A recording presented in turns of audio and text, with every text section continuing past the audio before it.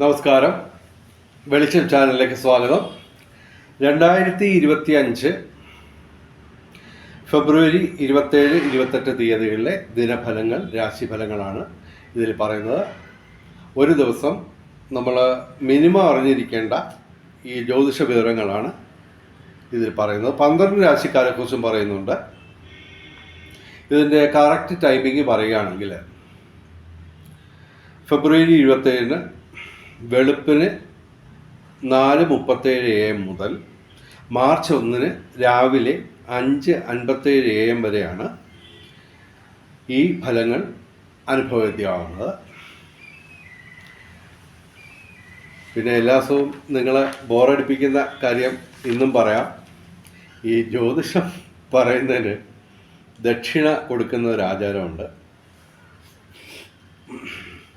1-2% ഫലപ്രാപ്തി കുറയും ഈ ദക്ഷിണ കൊടുത്തില്ലെങ്കിൽ. വലിയ കുഴപ്പമൊന്നുമില്ല കേട്ടോ. പിന്നെ ദക്ഷിണ ചോദിച്ച് വാങ്ങാൻ പാടില്ല, ശരി, അറിയാം. പക്ഷേ ഞങ്ങൾ പണമായിട്ട് ചോദിക്കുന്നില്ല. ഈ ഞങ്ങളെന്ന് ഞാൻ പറയുന്നത്, ഞാൻ ഒറ്റയ്ക്കല്ല ഇത് തയ്യാറാക്കുന്നത്. നിരവധി ജ്യോതിഷ സുഹൃത്തുക്കൾ എനിക്കുണ്ട്. ഞങ്ങളെല്ലാവരും കൂടെ ചേർന്നാണ് ഇത് ചെയ്യുന്നത്. അപ്പോൾ ഇത് ദക്ഷിണ പണമായിട്ട് ഞങ്ങൾ ചോദിക്കുന്നില്ല. പകരം ഞങ്ങളുടെ ചാനൽ സബ്സ്ക്രൈബ് ചെയ്യുക. നേരത്തെ സബ്സ്ക്രൈബ് ചെയ്തവർ ലൈക്ക്, ഷെയർ, കമൻറ്റ് തുടങ്ങിയവ കൊണ്ട് ഞങ്ങൾക്ക് പ്രോത്സാഹനം തരിക. നമുക്ക് ഇന്ന് 12 രാശിക്കാരിൽ ഏകദേശം 5 രാശിക്കാർക്ക് ഗുണാധിക്യമുണ്ട്.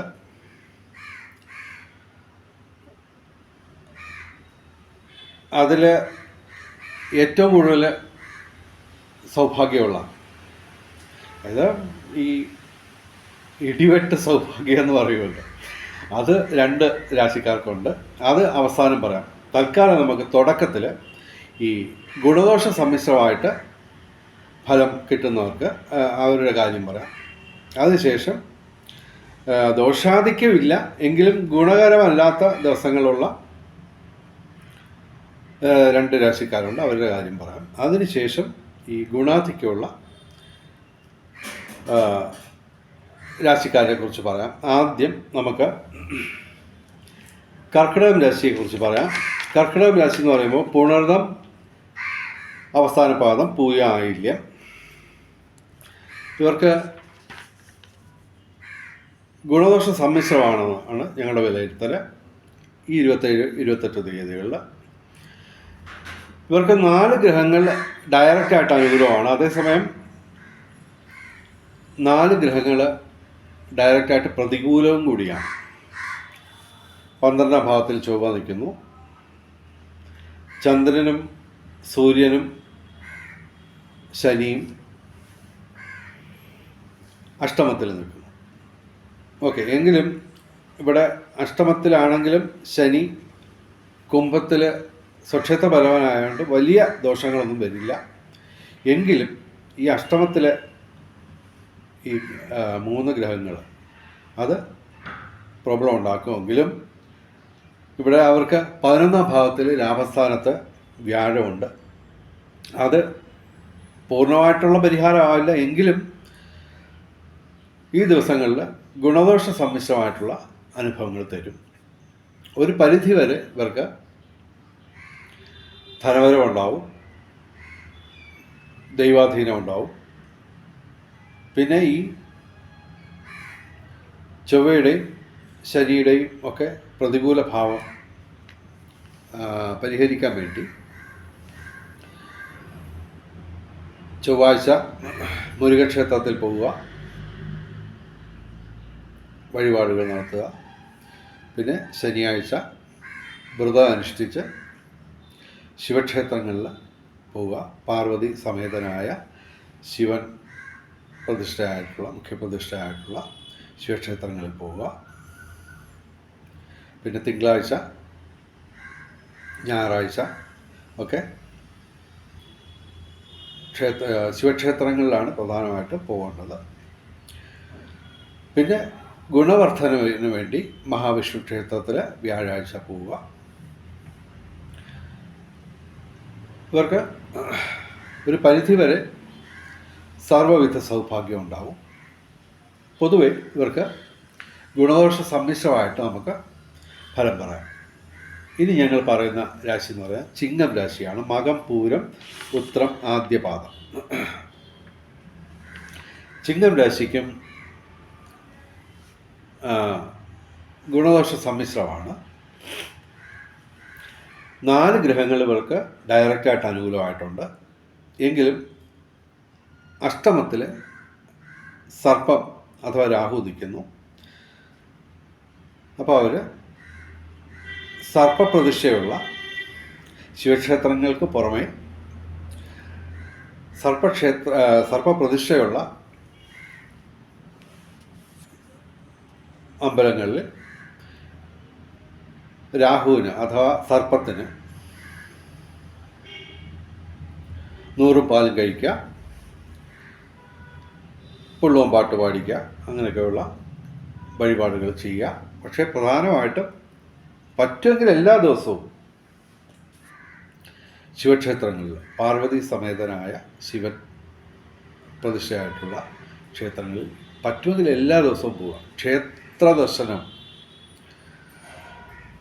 അതുപോലെ മന്ത്രജപങ്ങൾ, ദാനധർമാദികൾ, കർമ്മത്തിൽ പാലിക്കേണ്ട വിശുദ്ധി, ഇവ എല്ലാവരും എല്ലാ രാശിക്കാരും ഒരുപോലെ അനുഷ്ഠിക്കുക. ദൈവമായിട്ട് ചേർന്ന് നിൽക്കുക, ഈശ്വരനുമായിട്ട് ചേർന്ന് നിൽക്കുക. ഈശ്വരനുമായിട്ട് ചേർന്ന് നിന്ന് കഴിഞ്ഞാൽ ഒരു തരത്തിലുള്ള പ്രശ്നങ്ങളും നിങ്ങളെ ബാധിക്കില്ല എന്ന് തന്നെ പറയാം. അത് കഠിനമായിട്ടുള്ള ഭക്തി, ഗഹനമായ ഭക്തി, അതാണ് പ്രധാനമായിട്ടും ഈശ്വരന്മാർക്ക് വേണ്ടത്. ഓക്കെ, ഇവർക്ക് 4 ഗ്രഹങ്ങൾ അനുകൂലമായിട്ട് നിൽക്കുന്നു. അതിൽ ഏറ്റവും പ്രധാനമെന്ന് പറയുന്നത് അനുകൂലമായിട്ട് നിൽക്കുന്നത് ചൊവ്വയാണ്, 11ാം ഭാവത്തിൽ ലാഭസ്ഥാനത്ത്. അപ്പോൾ ഇവർക്ക് ഒരു പരിധി വരെ കൃഷി, റിയൽ എസ്റ്റേറ്റ് മേഖലയിൽ ഉയർച്ചയുണ്ടാവും. അതുപോലെ തന്നെ നിയമപരമായ പ്രശ്നങ്ങളൊക്കെ ഉണ്ടാവുമെങ്കിലും അതൊക്കെ ഇവർക്ക് മറികടക്കാൻ പറ്റും. അതുപോലെ ബുധനും ശുക്രനും ഒരുമിച്ച് അനുകൂലമായതിനാൽ കലാസാഹിത്യ രംഗത്തും ബൗദ്ധിക രംഗത്തും വിദ്യാഭ്യാസ രംഗത്തുമൊക്കെ ഉയർച്ചയുണ്ടാവും. എങ്കിലും ഇവർക്ക് പൊതുവെ ഒരു 4 ഗ്രഹങ്ങൾ അനുകൂലമാണ്. ഗുണദോഷ സമ്മിശ്രമായിട്ട് ഞങ്ങൾ ഫലം പറയുന്നു. ഇനി തുലാം രാശി. തുലാം രാശി എന്ന് പറയുന്നത് ചിത്തിര അവസാനം 2 പാദം, ചോതി, വിശാഖം ആദ്യ 3 പാദം. തുലാം രാശിക്കും ഗുണദോഷ സമ്മിശ്രത്തിൽ തന്നെ അല്പം ഗുണാധിക്യമുള്ള ദിവസങ്ങളാണ്. ഇവർക്ക് 4 ഗ്രഹങ്ങൾ ഡയറക്റ്റായിട്ട് അനുകൂലമായിട്ട് വരുന്നു. അപ്പോൾ ഇവിടെ 27-ാം തീയതി രാത്രി 11:40 PM ബുധൻ മീനത്തിൽ നീചരാശിയിൽ വരുന്നു. അപ്പോൾ ഇവർക്കത് 6ാം ഭാവത്തിൽ അനുകൂലമായിട്ടാണെങ്കിലും അത് നീചരാശിയിലായതുകൊണ്ട് വലിയ നേട്ടം വരുന്നില്ല. എങ്കിലും അതുൾപ്പെടെ ഇവർക്ക് ഏകദേശം 4 ഗ്രഹങ്ങൾ അനുകൂലമായിട്ട് പറയാം. പ്രതികൂലമായിട്ട് നിൽക്കുന്നത് വ്യാഴമാണ്. പിന്നെ അത് ശുഭഗ്രഹമായതുകൊണ്ട് വലിയ ദോഷമൊന്നും സംഭവിക്കില്ല. എങ്കിലും അതുമാത്രമല്ല, അവരുടെ ധനസ്ഥാനത്തേക്ക് വ്യാഴം ദൃഷ്ടി ചെയ്യുന്നുമുണ്ട്. അപ്പോൾ അത് ഗുണദോഷ സമ്മിശ്രം എന്ന് പറഞ്ഞുകൂടാ, എങ്കിലും വലിയ ദോഷങ്ങൾ വരില്ല പ്രതികൂലമായിട്ട് നിൽക്കുന്ന വ്യാഴം. പിന്നെ 5ാം ഭാവത്തിലാണ് സൂര്യനും ചന്ദ്രനും നിൽക്കുന്നത്. അത് ഗുണദോഷ സമ്മിശ്രമായിട്ട് ഫലം പറയാം. എങ്കിലും ശനിയും സൂര്യനും കൂടി ഒരുമിക്കുന്നത് ആർക്കും നല്ലതല്ല ഇവർക്ക്. പക്ഷേ അത് ഒരു പരിധി വരെ അവർക്ക് ദോഷം സംഭവിക്കില്ല. എങ്കിലും ഇവർക്ക് ഈ മാർച്ച് 29 വലിയ മാറ്റം വരുന്നുണ്ട്.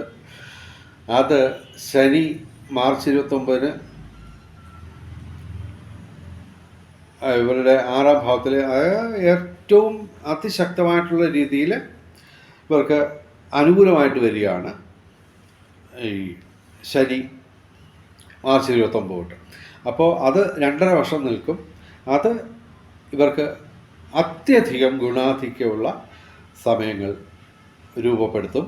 അപ്പോൾ അതിൻ്റെ ഒരു പ്രതിഫലനം ഇപ്പോഴേ തന്നെ ഇവർക്ക് കിട്ടിത്തുടങ്ങും. മാർച്ച് 29 മുമ്പ് തന്നെ അതിൻ്റെ പ്രതിഫലനങ്ങൾ കണ്ടു തുടങ്ങും. അപ്പോൾ അങ്ങനെ വരുമ്പോൾ ഈ 4 ഗ്രഹങ്ങൾ മാത്രമാണ് അനുകൂലമായിട്ടുള്ളതെങ്കിലും ഇവർക്ക് ഗുണദോഷ സമ്മിശ്രത്തിൽ തന്നെ അല്പം ഗുണാധിക്യം പൊതുവെ, അതായത് ഇവരെ ഏർപ്പെടുന്ന കാര്യങ്ങളിലൊക്കെ ഒരു പരിധിയൊക്കെ ഉണ്ടാവുമെങ്കിലും ഒരു പരിധി വരെ ഇവർക്ക് സർവകാര്യ വിജയം ഉണ്ടാവും. പിന്നെ ഇവർക്ക് ബൗദ്ധിക രംഗത്ത് നേട്ടങ്ങൾ ഉണ്ടാവുമെങ്കിലും അതിനും പരിധികളുണ്ട്. കാരണം ഇവിടെ 6ാം ഭാവത്തിൽ ബുധൻ 27-ാം തീയതി രാത്രി അനുകൂലമായിട്ട് വരുന്നതെങ്കിലും അത് നീചരാശിയിലാണ്. അപ്പോൾ അങ്ങനെ വരുമ്പോൾ അതിന് ഫലം കുറയും. എനിവേ, തുലാം രാശിക്ക് ഗുണദോഷ സമ്മിശ്രമായിട്ട് ഞങ്ങൾ ഫലം പറയുന്നു. ഇനി വൃശ്ചികം രാശി. വൃശ്ചികം രാശി എന്ന് പറയുമ്പോൾ വിശാഖം അവസാന പാദം, അനിഴം, തൃക്കേട്ട. വൃശ്ചികം രാശിക്ക് ഗുണദോഷ സമ്മിശ്രമാണ്. ഇവർക്ക് അഷ്ടമത്തിൽ ചൊവ്വ നിൽക്കുന്നു. അത് ഇവർ ശ്രദ്ധിക്കുക. വാഹനാപകടങ്ങൾ ശ്രദ്ധിക്കുക. വാഹനങ്ങളൊക്കെ സൂക്ഷിച്ചോടിക്കുക. അത് ചൊവ്വ അഷ്ടമത്തിൽ നിൽക്കുമ്പോൾ മാത്രമല്ല, ഏത് ദിവസവും വാഹനം ഓടിക്കുമ്പോൾ നമ്മൾ ശ്രദ്ധിച്ചോടിക്കുക. ഓക്കെ. പിന്നെ ഈ അഗ്നി ഭയം കാണുന്നു. അതായത് തീയുമായിട്ട് ബന്ധപ്പെട്ട് എന്തെങ്കിലുമൊക്കെ ചെയ്യുമ്പോൾ നമ്മൾ ശ്രദ്ധ കൂടുതൽ അർപ്പിക്കുക. പിന്നെ ഇലക്ട്രോണിക്സ് ഉപകരണങ്ങളൊക്കെ അത്യാവശ്യം കേടാവാനും അങ്ങനെയൊക്കെയുള്ള ഒരു സാധ്യത നിലനിൽക്കുകയാണ്. അപ്പോൾ അത് നമ്മൾ ചൊവ്വാഴ്ച മുരുകക്ഷേത്രത്തിൽ നിർബന്ധമായിട്ടും പോവുക. പാലഭിഷേകം, ഭസ്മാഭിഷേകമൊക്കെ നടത്താൻ ശ്രമിക്കാം. പിന്നെ ഈ പറഞ്ഞ കണക്ക് ശിവക്ഷേത്രം എല്ലാ ദിവസവും ശിവക്ഷേത്രത്തിൽ പോവുക. പിന്നെ മന്ത്രജപങ്ങൾ, ദാനധർമാദികൾ, അതുപോലെ തന്നെ കർമ്മത്തിൽ പാലിക്കേണ്ട വിശുദ്ധി, ഇതൊക്കെ അനുഷ്ഠിച്ച് ഈശ്വരനുമായിട്ട് ചേർന്ന് നിൽക്കുക. ഇവർക്ക് 7ാം ഭാവത്തിൽ വ്യാഴം നിൽക്കുന്നു. അതാണ് ഇവരുടെ ഏറ്റവും വലിയ നേട്ടം.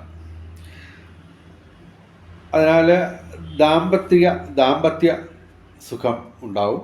പിന്നെ ബന്ധങ്ങളിലൊക്കെ പൊതുവെ എല്ലാ തരം ബന്ധങ്ങളിലും ഒരു ഊഷ്മളത കാണും. ആ ബന്ധങ്ങൾ വഴി ഇവർക്ക് നേട്ടങ്ങളുണ്ടാവും. അതുപോലെ തന്നെ വിവാഹം കാത്തു നിൽക്കുന്ന യുവതി യുവാക്കൾക്ക് അനുകൂലമായിട്ടുള്ള സംഭവങ്ങളുണ്ടാവും. പിന്നെ ഒരു പരിധി വരെ ഇവർക്ക് ധനവരവുണ്ടാവും. പൊതുവെ ഇവർക്ക് ബന്ധങ്ങൾ സുദൃഢമാവും. അതാണ് പ്രധാനമായിട്ട് ഞങ്ങൾ പറയുന്ന കാര്യങ്ങൾ. അവർക്ക് പൊതുവെ വൃശ്ചികം രാശിക്ക് ഗുണദോഷ സമ്മിശ്രമാണ്. ഇനി ഞങ്ങൾ പറയുന്ന രാശി എന്ന് പറയുന്നത് കുംഭം രാശിയാണ്. കുംഭം രാശി എന്ന് പറയുമ്പോൾ അവിട്ടം അവസാന 2 പാദം, ചതയം, പൂരിട്ടാതി ആദ്യ 3 പാദം. കുംഭം രാശിക്ക് 3 ഗ്രഹങ്ങൾ അനുകൂലമാണ്. ഗുണദോഷ സമ്മിശ്രമായിട്ട് കണക്കാക്കാം. എങ്കിലും ഇവർക്ക് സൂര്യനും ശനിയും പ്രതികൂലമാണ്. അതുപോലെ തന്നെ കേതു അഷ്ടമത്തിൽ വരുന്നു. അപ്പോൾ അതൊക്കെ പ്രതികൂലമാണ്. അപ്പോൾ അവർക്ക് തൊഴിൽ പ്രശ്നങ്ങളൊക്കെ ഉണ്ടാവുമെങ്കിലും അത് ഇവർക്ക് മറികടക്കണമെങ്കിൽ ഞായറാഴ്ച, തിങ്കളാഴ്ച, ശനിയാഴ്ച നിർബന്ധമായിട്ടും ശിവക്ഷേത്രങ്ങളിൽ ദർശനം നടത്തുക. മന്ത്രജപങ്ങൾ, കർമ്മത്തിൽ പാലിക്കേണ്ട വിശുദ്ധി, അതുപോലെ തന്നെ ദാനധർമാദികൾ, ഇവയൊക്കെ അനുഷ്ഠിച്ച് ഈശ്വരനുമായിട്ട് ചേർന്ന് നിൽക്കുക. അതാണ് ഞങ്ങൾ എപ്പോഴും പറയുന്നത്. ഈശ്വരനുമായിട്ട് ചേർന്ന് നിന്നാൽ ഒരു പ്രശ്നം ഉണ്ടാകത്തില്ല. അതിന് സമയം കണ്ടെത്തിയേ ഒക്കത്തുള്ളൂ. അത് തന്നെ ഈ നമ്മൾ ക്ഷേത്രങ്ങളിലൊക്കെ പോകുമ്പോഴും രാവിലെ വിളക്ക് കത്തിക്കുമ്പോഴൊക്കെ കൃത്യസമയം പാലിക്കാം. അപ്പോൾ രാവിലെ 5 മണിക്ക് അല്ലെങ്കിൽ 5:15 ഇന്ന് വിളക്ക് കത്തിക്കുന്നതെങ്കിൽ നാളെയും ഈ 5:15 തന്നെ വിളക്ക് കത്തിക്കണം. അതുപോലെ ക്ഷേത്രത്തിൽ പോകുന്നത് രാവിലെ 6:30 എല്ലാ ദിവസവും ആ സമയത്ത് തന്നെ നമ്മൾ പോവുക. കാരണം എന്ന് പറഞ്ഞു കഴിഞ്ഞാൽ ഇപ്പോൾ നമ്മൾ രാവിലെ 5:15 ഇന്ന് വിളക്ക് കത്തിച്ചു കഴിഞ്ഞാൽ നാളെ രാവിലെ 5:15 ഈശ്വരൻ്റെ സാന്നിധ്യം നമ്മുടെ വീട്ടിലുണ്ടാകും. ഓക്കെ, അപ്പോൾ നമ്മൾ പരമാവധി പ്രാർത്ഥിക്കുക. അതുപോലെ തന്നെ ഈ ജനങ്ങളുമായിട്ട് ഇടപഴകാൻ കൂടുതൽ സമയമെടുക്കാതിരിക്കുന്നതാണ് നല്ലത്. കാരണം എന്ന് പറഞ്ഞു കഴിഞ്ഞാൽ ഈശ്വരനുമായിട്ടാണ് നമ്മൾ ഏറ്റവും കൂടുതൽ അടുത്ത് നിൽക്കേണ്ടത്, സൗഹൃദം സ്ഥാപിക്കേണ്ടത്. അതായത് അമ്പലം തുറന്നിരിക്കുന്ന സമയം മുഴുവൻ മൂലമന്ത്രങ്ങളെങ്കിലും ചൊല്ലിക്കൊണ്ടിരിക്കുക. ഓം നമഃ ശിവായ, ഓം നമോ ഭഗവതേ വാസുദേവായ, ഓം നമോ നാരായണായ, ഇതൊക്കെ ഈ മൂലമന്ത്രങ്ങളെങ്കിൽ നമ്മൾ ചൊല്ലിക്കൊണ്ടിരിക്കുക. അതുപോലെ തന്നെ ശ്യാമളാദണ്ഡകം അമ്പലം അടഞ്ഞിരിക്കുന്ന ഏത് സമയത്തും അർദ്ധരാത്രി 12 മണിക്കും ഉച്ചയ്ക്ക് 12 മണിക്കുമൊക്കെ ശ്യാമളാദണ്ഡകം ചൊല്ലാം. ശ്യാമളാദണ്ഡകം ചൊല്ലുക ക്ഷേത്രങ്ങൾ അടഞ്ഞിരിക്കുന്ന സമയത്ത്. അപ്പോൾ ചുരുക്കത്തിൽ നമ്മൾ സദാസമയവും പ്രാർത്ഥിച്ചുകൊണ്ട് കർമ്മങ്ങൾ അനുഷ്ഠിക്കാം. അതായത് എപ്പോഴും പ്രാർത്ഥിച്ചുകൊണ്ടിരിക്കുകയാണെന്നല്ല ഞാൻ പറയുന്നത്, മറിച്ച് കർമ്മങ്ങൾ അനുഷ്ഠിക്കുന്ന സമയത്ത് നിസ്സാരമായ വീട്ടിലെ പാത്രം കഴിയുമ്പോഴൊക്കെ ഓം നമഃ ശിവായ ചൊല്ലിക്കൊണ്ടിരിക്കുക. ഈശ്വരൻ തൊട്ടടുത്തുണ്ട്. അത് നമ്മൾ സങ്കല്പിച്ച് കർമ്മങ്ങളിൽ ഏർപ്പെടുക. തീർച്ചയായിട്ടും ഈശ്വരനായിട്ട് ചേർന്ന് നിന്നാൽ കാര്യമായ യാതൊരു പ്രശ്നങ്ങളും നമുക്കുണ്ടാവില്ല. ഓക്കെ, കുംഭൻ രാശിക്കും വൃശ്ചികം രാശിക്കും തുലാം രാശിക്കും ചിങ്ങം രാശിക്കും കർക്കിടകം രാശിക്കുമൊക്കെ ഗുണദോഷ സമ്മിശ്രമാണ് ഫലങ്ങൾ. ഇനി 2 രാശിക്കാരുണ്ട്, മിഥുനം മീനം. ഈ 2 രാശിക്കാർക്ക് അത്ര നല്ല ഗുണങ്ങളുള്ള ദിവസങ്ങളല്ല. മിഥുനം എന്ന് പറയുമ്പോൾ മകയിരം അവസാനം 2 പാദം, തിരുവാതിര പുണർതം ആദ്യ 3 പാദം, പിന്നെ മീനം എന്ന് പറയുമ്പോൾ പൂരുരുട്ടാതി ആദ്യ പാദം, ഉത്രട്ടാതി രേവതി. ഇവർക്ക് 2 പേർക്കും ഓരോ ഗ്രഹങ്ങൾ വീതമാണ് ഡയറക്റ്റായിട്ട് അനുകൂലമായിട്ടുള്ളത്. മീനം രാശിക്ക് 12ാം ഭാവത്തിൽ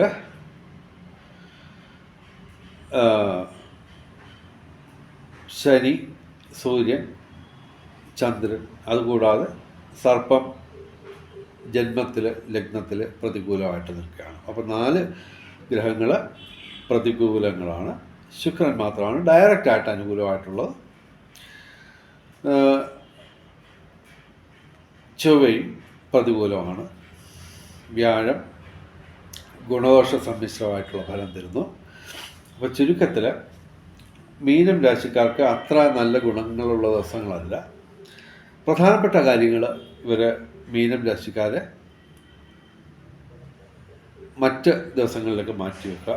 പിന്നെ ക്ഷേത്രദർശനം, മന്ത്രജപങ്ങൾ, കർമ്മത്തിൽ പാലിക്കേണ്ട വിശുദ്ധി, ദാനധർമാദികൾ ഇവയൊക്കെ പാലിച്ച് ഈശ്വരനുമായിട്ട് ചേർന്ന് നിൽക്കുക. അതാണ് ഏറ്റവും പ്രധാനം. മീനം രാശിക്കാരെ ശ്രദ്ധിക്കുക. അവർക്ക് ഗുണദോഷ സമ്മിശ്രം എന്ന് പറയാൻ പറ്റുന്നില്ല, അല്പം ദോഷാധിക്യം വേണമെങ്കിൽ പറയാം. മീനം രാശിക്കാർ ക്ഷേത്ര ദർശനം നിർബന്ധമായിട്ടും പ്രധാനമായിട്ടും ഞായറാഴ്ച, തിങ്കളാഴ്ച, ശനിയാഴ്ച ഈ 3 ദിവസങ്ങൾ നിർബന്ധമായിട്ടും ശിവക്ഷേത്രങ്ങളിൽ ദർശനം നടത്തുക. മിഥുനം രാശിക്കാണെങ്കിൽ ചൊവ്വയും വ്യാഴവും പ്രതികൂലമാണ്. അതേസമയം ഇവർക്ക് ഗുണദോഷ സമ്മിശ്രമാണ്. സൂര്യനും ശനിയും ചന്ദ്രനും 9ാം ഭാവത്തിൽ ഭാഗ്യസ്ഥാനത്ത് വരുന്നു. അത് ഗുണദോഷ സമ്മിശ്രമാണ്. ചൊവ്വയും വ്യാഴവും പ്രതികൂലം. അപ്പോൾ ചൊവ്വാഴ്ച നമ്മൾ മുരുകക്ഷേത്രത്തിൽ പോവുക, വ്യാഴാഴ്ച വിഷ്ണുക്ഷേത്രത്തിൽ പോവുക. പൊതുവെ പറ്റുമെങ്കിൽ എല്ലാ ദിവസവും ശിവക്ഷേത്രങ്ങളിൽ പോവുക. പിന്നെ ബുധൻ ഡയറക്റ്റായിട്ട് അനുകൂലമാണെങ്കിലും അവർക്ക് കർമ്മസ്ഥാനത്താണ് നിൽക്കുന്നതെങ്കിലും അത് ഗുണദോഷ സമ്മിശ്രമായിട്ട് കണക്കാക്കാൻ പറ്റത്തുള്ളൂ. കാരണം നീചരാശിയിൽ നിൽക്കുകയാണ്. ഇനി നമുക്ക് ഭാഗ്യമുള്ള രാശിക്കാരുടെ കാര്യം പറയാം. 5 രാശികളുണ്ട്. 1, 2, 3, 4, 5. 5 രാശിക്കാർക്ക് ഗുണാധിക്യവും അത്യധികം കൂടിയ ഗുണാധിക്യവും പിന്നെ ഇടിവെട്ട് സൗഭാഗ്യമൊക്കെ ഉള്ളവരാണ്. അപ്പോൾ ആദ്യം ഞങ്ങൾ പറയുന്നത് ധനുരാശിയുടെ കാര്യം പറയാം. മൂലം, പൂരാടം, ഉത്രാടം, ആദ്യപാദം.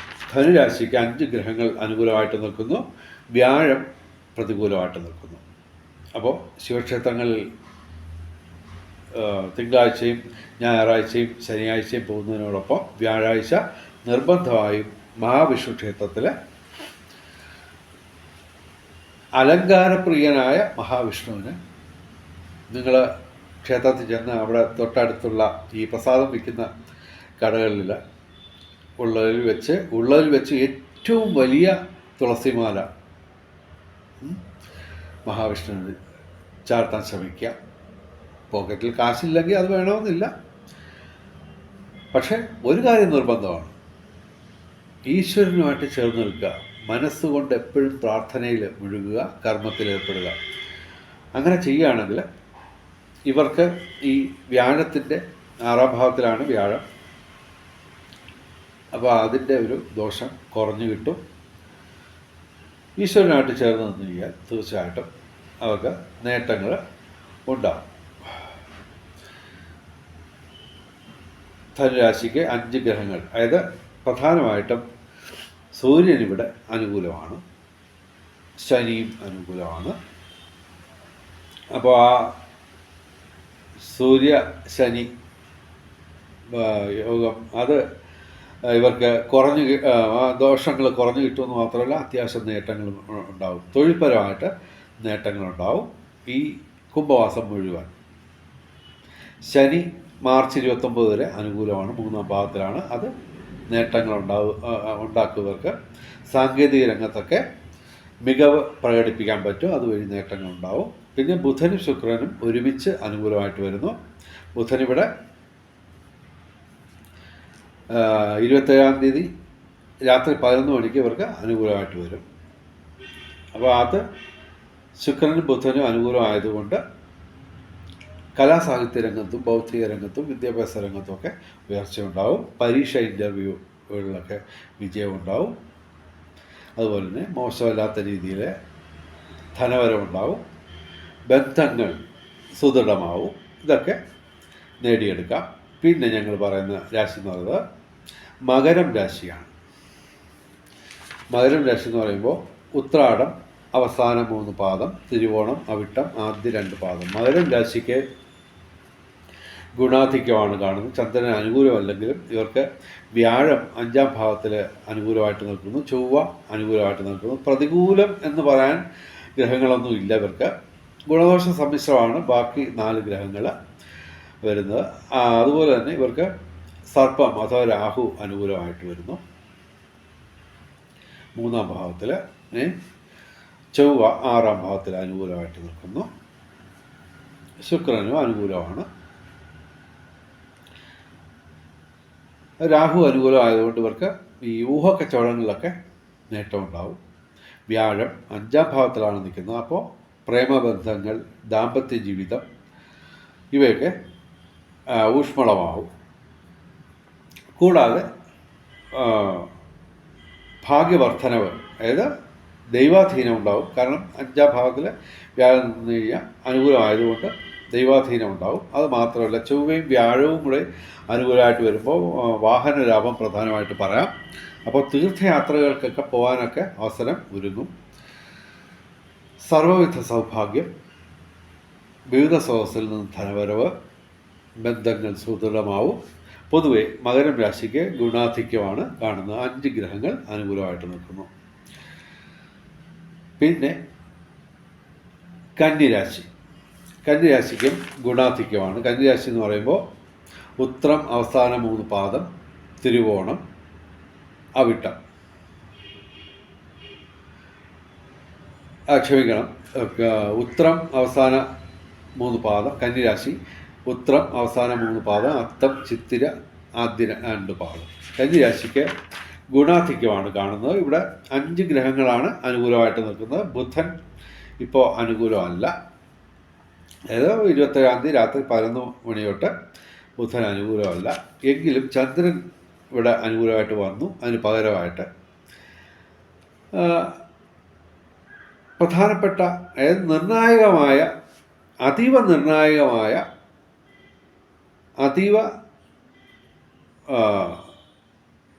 അതീവമായ രീതിയിൽ നേട്ടങ്ങൾ കൊടുക്കുന്ന സൂര്യൻ, ശനി, വ്യാഴം, ചൊവ്വ, അങ്ങനെ ഏറ്റവും പ്രധാനപ്പെട്ട ഗ്രഹങ്ങളൊക്കെ ഇവർക്ക് ഒരേ സമയം അനുകൂലമായിട്ട് നിൽക്കുന്നു. അതിൻ്റെ കൂടെ ചന്ദ്രനും അനുകൂലമാണ്. അപ്പോൾ 5 ഗ്രഹങ്ങൾ അവർക്ക് ഗുണാധിക്യമാണ് കാണുന്നത്. അവർക്ക് പൊതുവെ നല്ല ദിവസങ്ങളായിരിക്കും. സർവകാര്യവിജയം ഏർപ്പെടുന്ന മിക്കവാറും എല്ലാ രംഗങ്ങളിലും ഇവർക്ക് നേട്ടങ്ങൾ പ്രതീക്ഷിക്കാം, വിജയങ്ങൾ പ്രതീക്ഷിക്കാം, സർവവിധ സൗഭാഗ്യം. ഇവർക്കും ഈ ചൊവ്വയും ശനിയും വ്യാഴവും ഒക്കെ ഒരുമിച്ച് അനുകൂലമായതിനാൽ വാഹനലാഭം നമുക്ക് എടുത്തു പറയാം. തീർത്ഥയാത്രകൾക്ക് പോകാനുള്ള അവസരം ഒരുങ്ങും. ദൈവാധീനം അത്യധികമുള്ള സമയമാണ്. വ്യാഴം 9-ാം ഭാവത്തിൽ നിൽക്കുന്നു, ഭാഗ്യസ്ഥാനത്ത്. അതുപോലെ തന്നെ ഇവർക്ക് ശനി, വ്യാഴം, ചൊവ്വ ഇതൊക്കെ അനുകൂലമാണ്. അപ്പോൾ ഇവർക്ക് നേട്ടങ്ങളാണ്.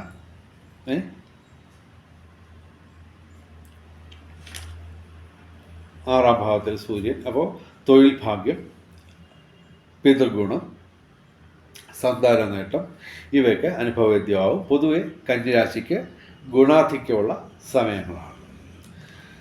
ഇനി ഇടവൻ രാശിക്കും പറയാം. ഇനി 2 രാശിയും കൂടെ ഉള്ളൂ. അപ്പോൾ അതിൽ ഇടവൻ രാശി എന്ന് പറയുമ്പോൾ കാർത്തിക അവസാന 3 പാദം, രോഹിണി, മകയിരം ആദ്യ 2 പാദം. ഇടവൻ രാശിക്ക് ഗുണാധിക്യമാണ് കാണുന്നത്. 7 ഗ്രഹങ്ങൾ അനുകൂലമാണ്.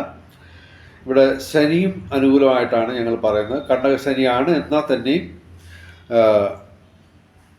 സ്വക്ഷേത്രപരമായിട്ട് ശനി കർമ്മഭാവത്തിൽ നിൽക്കുന്നതുകൊണ്ട് ഇവർക്ക് അനുകൂലമായിട്ട് ഉള്ള ഫലം പറയാം. സൂര്യനും സെയിം അവസ്ഥയിലാണ്, കർമ്മഭാവത്തിൽ 10-ാം ഭാവത്തിൽ നിൽക്കുന്നു. അപ്പോൾ ഈ ശനിയും സൂര്യനും കൂടി അവർ ശത്രുഗ്രഹങ്ങളാണല്ലോ. അപ്പോൾ അവർ തമ്മിൽ ഈ സംഘർഷം നിലനിൽക്കുന്നുണ്ട്. പൊതുവെ മറ്റ് രാശിക്കാർക്കൊക്കെ മോശമാണെങ്കിലും ഇവർക്ക് ശനിയും സൂര്യനും ഇവിടെ അനുകൂലമായിട്ട് വരുന്നു കർമ്മഭാവത്തിൽ. അപ്പോൾ ആ ദോഷം ഇവരെ ബാധിക്കില്ലെന്ന് മാത്രമല്ല, അത്യാവശ്യം തൊഴിൽ നേട്ടങ്ങൾ, തൊഴിൽ ലാഭം ഒക്കെ ഇവർക്ക് പ്രതീക്ഷിക്കാം. പിന്നെ ബുധനും ശുക്രനും ഇവിടെ അനുകൂലമാണ്. 11-ാം ഭാവത്തിൽ ബുധനും ശുക്രനും അനുകൂലമായിട്ട് നിൽക്കുന്നു. കൂടെ സർപ്പവും രാഹുവും ഒക്കെ ഉണ്ട് 11-ാം ഭാവത്തിൽ, ലാഭസ്ഥാനത്ത് ഇടവൻ രാശിക്ക്. അപ്പോൾ അവർക്ക് കലാസാഹിത്യ രംഗത്തും ബൗദ്ധിക രംഗത്തും വിദ്യാഭ്യാസ രംഗത്തും ഉയർച്ചയുണ്ടാവും. വിവിധ സ്രോതസ്സിൽ നിന്ന് ധനവരവ്, അതുപോലെ തന്നെ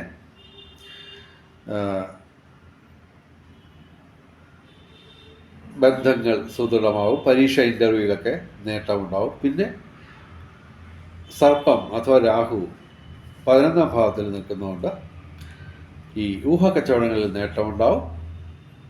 ഓഹരി വിപണി ഒക്കെ, അതുപോലെ തന്നെ ലോട്ടറി, അങ്ങനെയൊക്കെയുള്ള ഭാഗ്യപരീക്ഷണങ്ങളിൽ ഇവർക്ക് നേട്ടമുണ്ടാവും.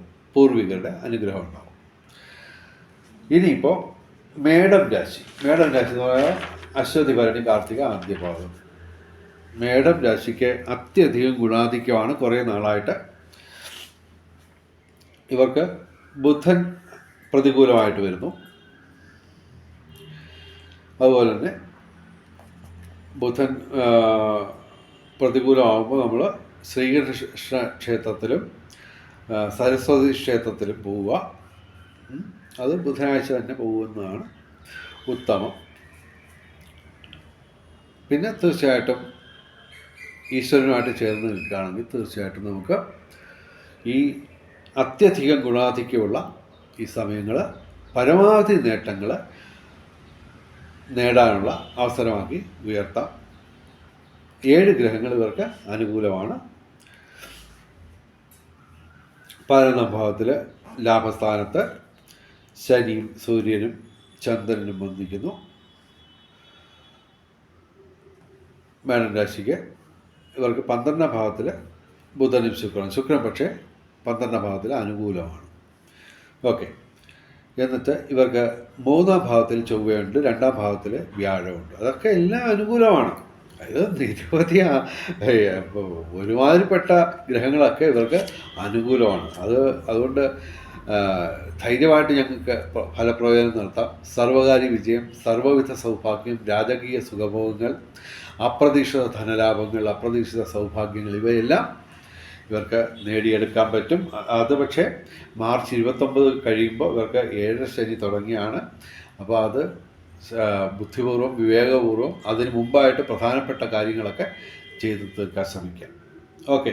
ഇനി നമുക്ക് ഭാഗ്യ നമ്പറുകൾ നോക്കാം. 27/2/2025 2 ഏറ്റവും വലിയ ഭാഗ്യസംഖ്യ. 9, 7, 8, 5, 0 ഇവയും ഭാഗ്യസംഖ്യകളാണ്. 28/2/2025 3 ഏറ്റവും വലിയ ഭാഗ്യസംഖ്യ. 1, 8, 2, 9, 5 ഇവയും ഭാഗ്യസംഖ്യകളാണ്. ബ്രഹ്മമുഹൂർത്തം നോക്കാം.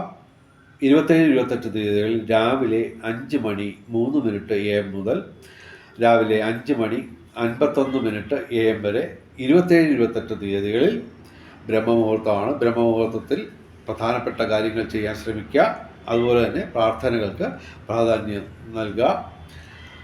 തീർച്ചയായിട്ടും ക്ഷേത്ര ദർശനമൊക്കെ ഈ സമയത്താണെങ്കിൽ ഏറ്റവും ഉത്തമമായിരിക്കും. പിന്നെ അഭിജിത്ത് മുഹൂർത്തം 27-28 തീയതികളിൽ ഉച്ചയ്ക്ക് 12:11 PM മുതൽ ഉച്ചയ്ക്ക് 12:58 PM വരെയാണ് 27-28 തീയതികളിൽ അഭിജിത്ത് മുഹൂർത്തം. ആ അഭിജിത്ത് മുഹൂർത്തത്തിൽ പ്രധാനപ്പെട്ട കാര്യങ്ങൾ ചെയ്യാൻ ശ്രമിക്കുക. അതിനൊക്കെ 100% പോസിറ്റീവ് റിസൾട്ട് പ്രതീക്ഷിക്കാം. ഇനി രാഹുകാലം 27-ാം തീയതി ഉച്ചയ്ക്ക് 2:03 PM മുതൽ ഉച്ചയ്ക്ക് 3:32 PM വരെയാണ് 27-ാം തീയതി രാഹുകാലം. 28-ാം തീയതി രാഹുകാലം രാവിലെ 11:05 AM മുതൽ ഉച്ചയ്ക്ക് 12:34 PM വരെയാണ് 28-ാം തീയതി രാഹുകാലം. രാഹുകാലത്ത് പ്രധാനപ്പെട്ട കാര്യങ്ങളിൽ നിന്ന് വിട്ടു നിൽക്കുക. അതുപോലെ തന്നെ യാത്രകൾ ഒഴിവാക്കുക. ഇനി ഭാഗ്യ നിറങ്ങൾ 27-ാം തീയതി വ്യാഴാഴ്ച മഞ്ഞ, 28-ാം തീയതി വെള്ളിയാഴ്ച ചുവപ്പ്, അല്ലെങ്കിൽ ഇവയുടെ ഇളം നിറങ്ങൾ. അതല്ലെങ്കിൽ ഈ നിറങ്ങൾ ഡിസൈനായിട്ടുള്ള വസ്ത്രങ്ങൾ ധരിച്ചാൽ ഭാഗ്യവർദ്ധന ഉണ്ടാകുന്നതാണ്. വെളിച്ചം ചാനലിൻ്റെ മുഴുവൻ പ്രേക്ഷകർക്കും സർവകാര്യ വിജയം, സർവവിധ സൗഭാഗ്യം, രാജകീയ സുഖഭോഗങ്ങൾ, അപ്രതീക്ഷിത ധനലാഭങ്ങൾ, അപ്രതീക്ഷിത സൗഭാഗ്യങ്ങൾ ഇവ ഗുരുവായൂരപ്പൻ അനുഗ്രഹിച്ചു തന്ന് എല്ലാവരുടെയും ജീവിതത്തിൽ വെളിച്ചവും ഐശ്വര്യവും സമ്പൽ സമൃദ്ധിയും വന്നു ചേരട്ടെ എന്ന് പ്രാർത്ഥിക്കുന്നു. നമസ്കാരം. ശുഭദിനം.